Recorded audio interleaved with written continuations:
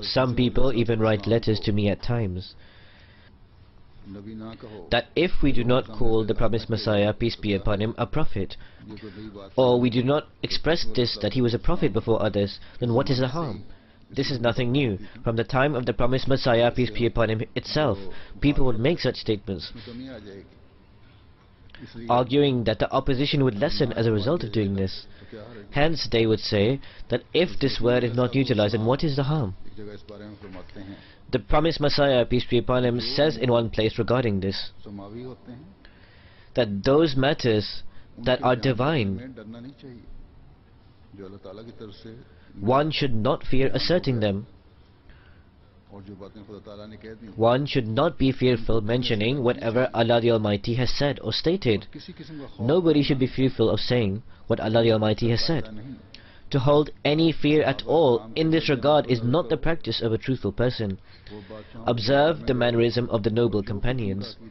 They went to the courts of the kings and would plainly and explicitly express whatever they believed in. They did not hesitate at all in conveying the truth. This is why they were true to the verse, La yakhafuna lawmata la'im, that they will not fear the reproach of a fault finder. The promised Messiah ﷺ states that it is our claim that we are a Nabi and a Rasul, a prophet and a messenger.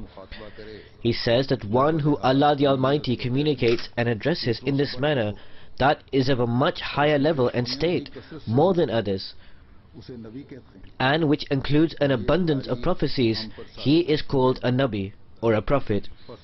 And this definition is truly applicable to ourselves. Thus we are a Nabi or a prophet. Indeed, this prophethood is not a law-bearing prophethood, one that abrogates the book of Allah. This is not a law-bearing prophethood which abrogates the book of Allah. This is not a new law that nullifies the book of Allah, and nor was any new book brought. Such a claim is considered disbelief by us. The promised Messiah ﷺ says that if we are not called a Nabi, a prophet, then which other term is there for this that can be used to distinguish from others who receive revelation? Thus the promised Messiah ﷺ said that others do also receive revelations. However, when revelations are received in great abundance, when Allah the Almighty communicates with great intensity, this entails the rank of prophethood. And he said that in this context of this definition, I am a prophet. Otherwise, others also receive revelations.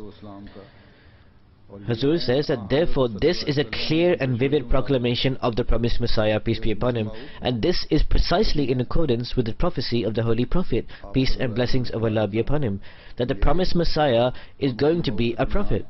The Holy Prophet, peace and blessings of Allah be upon him, stated that between me and the promised Messiah there is no prophet. Thus, when you have believed in the promised Messiah ﷺ, it becomes mandatory that you accept him as a Nabi, as a prophet. In terms of opposition that is faced, this always exists against divine Jamaats, and this will continuously be present. Indeed, this is the sign of divine communities, that they are opposed. Despot kings and their followers stand up against them. However, the divinely established Jamaat or community, it continues progressing. In the end, such a time arrives when all these other troops or followers are completely finished. All such powers are annihilated, and ultimately the decree of Allah reigns supreme, that kataballahu la aghlibanna ana wa rusuli, that Allah has decreed that most surely I will prevail, I and my messengers.